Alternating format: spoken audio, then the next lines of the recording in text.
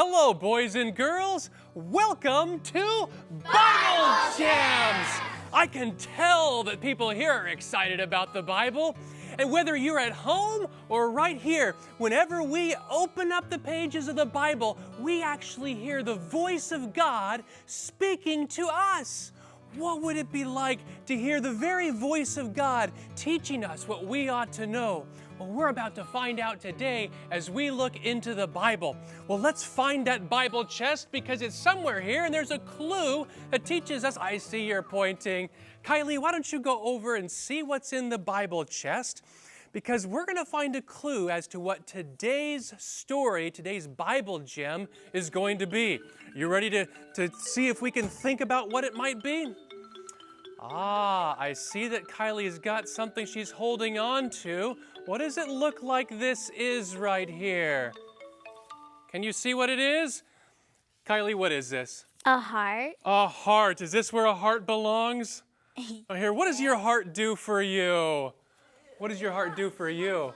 It pumps your blood. It pumps the blood in and out. Is this what a heart really looks like? No. I don't want to see my heart.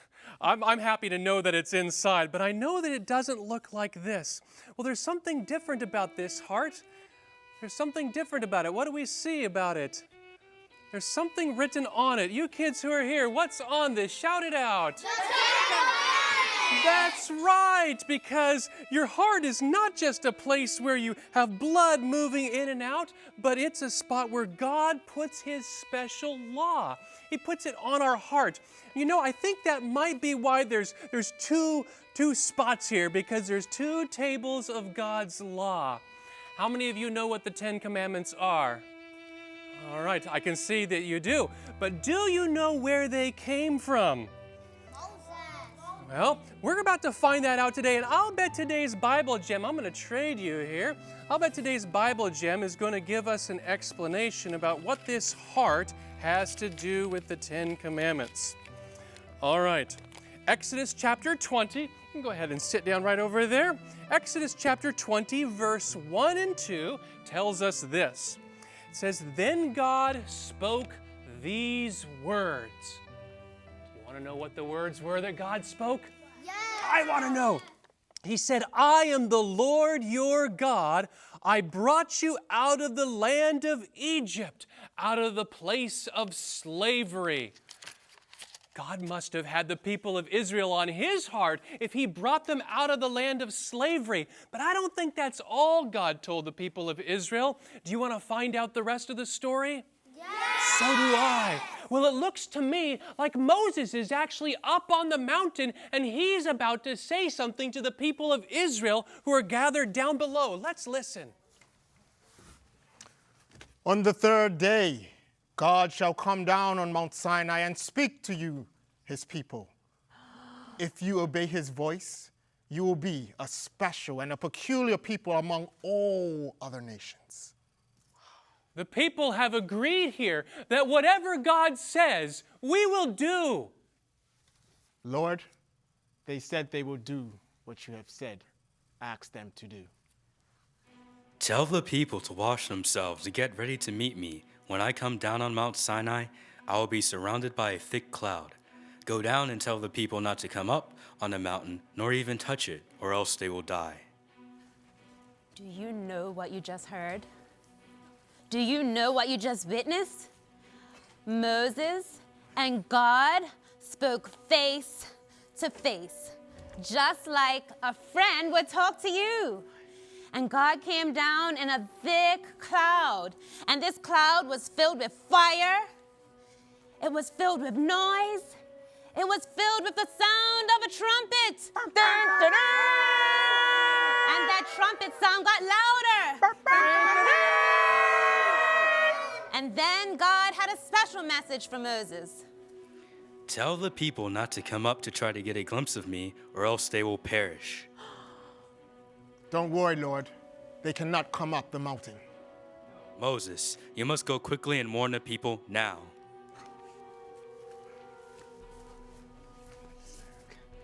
So God talked to him just like a friend. Isn't it a privilege to be able to talk to God like a friend? Yes. So Moses then spoke to the people. But God spoke to Moses in this way, but was it because Moses was more special than everyone else? No. No. God had chosen Moses to be a special prophet to rescue the people from Egypt. And God loved the people of Israel. Why did he love them? They were the children of Abraham. And Abraham, what was Abraham? Yes, Abraham was also a friend of God.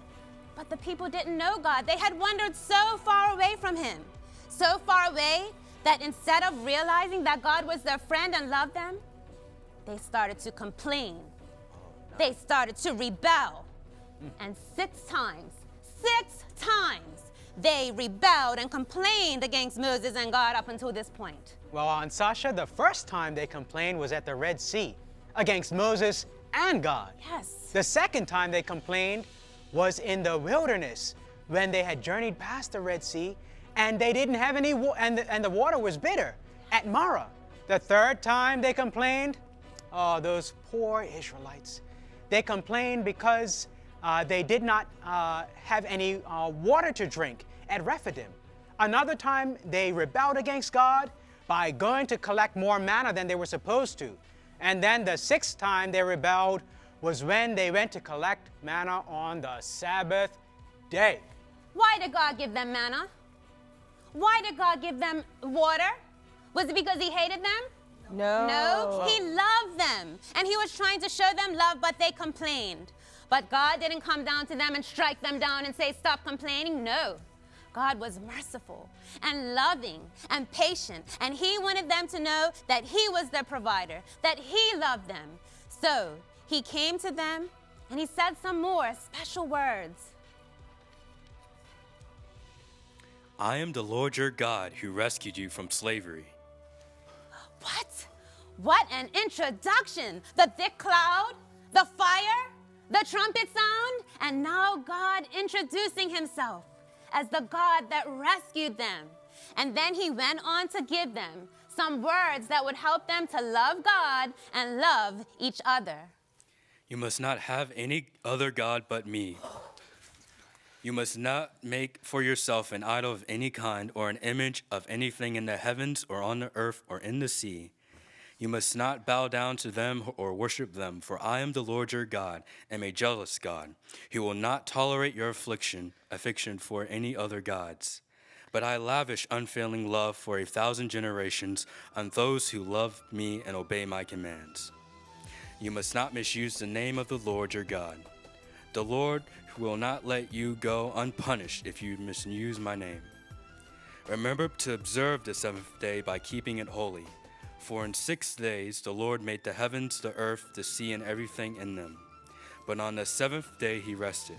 That is why the Lord blessed the Sabbath day and set it apart as holy. Honor your father and mother. Then you will live a long, full life in the land the Lord your God is giving you. You must not murder. You must not commit adultery. You must not steal. You must not testify falsely against your neighbor. You must not covet anything that belongs to your neighbor. Wow! What words of love! The Israelites must have looked up and said, yes, God, thank you for giving us these words of love. But what were they doing? They were complaining, but now they were fearful and trembling because they were afraid. They were afraid of the God who loved them. All God wanted to do was show his love to them. He wanted them to love him. He was trying to teach them 2 very important things. Please love me and love one another. But the people simply cried out to Moses and said, You speak to us, Moses, but do not let God speak to us, or else we will die. oh no, they were responding in the wrong way. But Moses said, Don't be afraid. God is just doing this to test you, that his fear may be upon you, that you sin not. what lessons, what lessons. In this lesson, we can learn that sin separates us from God. And not just that, sin separates us from God and his love. He loves us regardless. But when we go away from his love and go into sin, it causes us harm and hurt and pain. And it breaks his heart. But when we come close to God by confessing our sin and turning away from sin, it causes us to have a relationship with God. These 10 commandments are really 10 promises of what God will do in our hearts if we are obedient and submit to Him. And not only this, but these words are so important that God wrote them with His own finger upon tables of stone and gave them to the Israelites through Moses. But not just that. Today, He wants to write His law on our heart so that He can dwell within us and lead us to the heavenly promised land. Wow, boys and girls, imagine if you had been there, walking across those hot sands in the desert. You'd been slaves in Egypt all your life, and then God rescues you and takes you for a 2-month journey across the desert, and then you hear God give you His beautiful law that we have today. Let's see if you can remember what happened in the story today. I've got 3 questions that you can answer or that the kids can answer here. The first one is this: how did the Israelites feel when God spoke to them from Mount Sinai? Were they excited, or were they bored, or were they scared? Esther's going to answer this one. They were scared. They were scared. It's hard to imagine, maybe, people being scared when God talks, but that's because sin it reminds us that because of sin, we can't survive in God's presence, except that He keeps us alive, and He does that for us. Let's ask 1 or 2 more questions. How many commandments did God give to the people? Was it 7 or 10 or 12? Hannah? 10 commandments. 10 commandments, and that's why we call them the 10 commandments. Now, 7's a good Bible number, and so is 12, but 10, it's not very many. We can remember all of them, and we can think about them, and not just have them in our heads, we have them in our hearts. And do you know what that means? It means that we think about what God is like, and we love Jesus, and we long to be like Him. And the more we spend time looking at Jesus, because Jesus keeps the law of God perfectly, the more we'll be just like Him. One more question. What did God write the 10 commandments on with His finger? Was it on stone? Was it on scrolls? Or was it in the sand? We're going to ask Leah right here. He wrote it on a stone. On stone. God spoke the law with His own voice, wrote it with His own finger in a stone. It must be very important. We don't know where those stones are today. They're gone. But do you know where God's law is? It's right here in our heart, where it belongs, because God says, I love you so much, I want to help you walk with me forever. I can't wait for the next time we can learn about the stories of God's Word. We'll see you next time on Bible Gems.